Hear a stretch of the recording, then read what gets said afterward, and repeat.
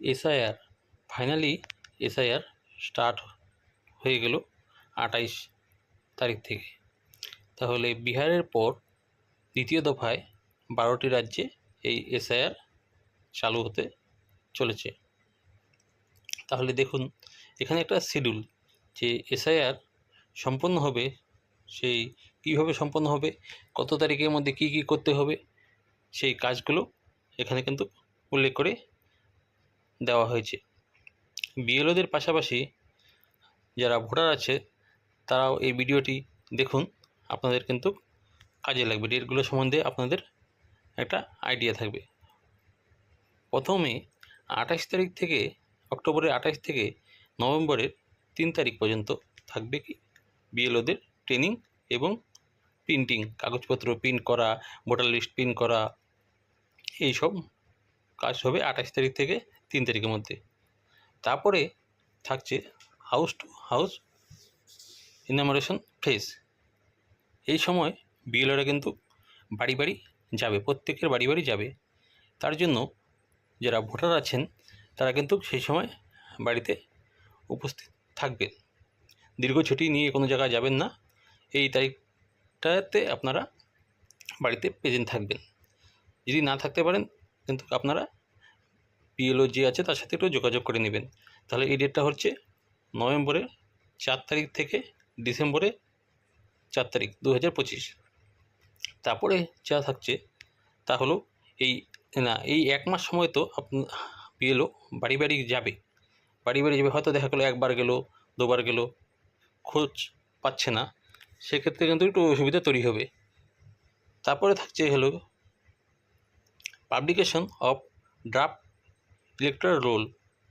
যে বিএলও বাড়ি বাড়ি যাবে, বাড়ি বাড়ি যাওয়ার পরে একটা কিন্তু খসড়া তৈরি করবে, কিন্তু সেটা ফাইনাল নয়, এটা একটা প্রাথমিক একটা খসড়া তৈরি করবে, সেটা 9 ডিসেম্বর। তাহলে এখানে 4 December house to house survey complete করতে হবে। তারপরে তাহলে 4 থেকে 9 তারিখ পর্যন্ত, 9 তারিখের মধ্যে একটা কী হবে, খসড়া তৈরি করবে।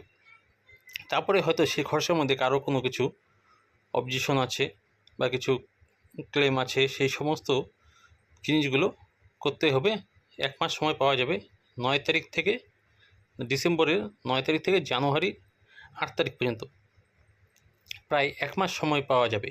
এই 1 মাস সময়ে কোনো যদি ত্রুটি থাকে, কারো যদি কোনো রকম ত্রুটি থাকে, যে ডাটাগুলো বিএলও বাড়ি বাড়ি গিয়ে কালেকশন করে আসবে, সেই সমস্ত ডাটাগুলো যদি কোনো রকম ত্রুটি থাকে, সেই ডাটাগুলো কালেকশন করার কিন্তু 1 মাস সময় পাওয়া যাবে। তারপরে থাকছে কি ভেরিফিকেশন। তাহলে এখানে কিন্তু ভেরিফিকেশনটা কিন্তু 9 ডিসেম্বর থেকেই শুরু হবে, যখন ক্লেম এবং অবজেকশনের পিরিয়ড চলবে, তখন থেকেই কিন্তু হিয়ারিং এবং ভেরিফিকেশনেরটা চালু হয়ে যাবে। চলবে কত তারিখ পর্যন্ত, 9 ডিসেম্বর থেকে 31 জানুয়ারি, প্রায় 50 দিন চলবে।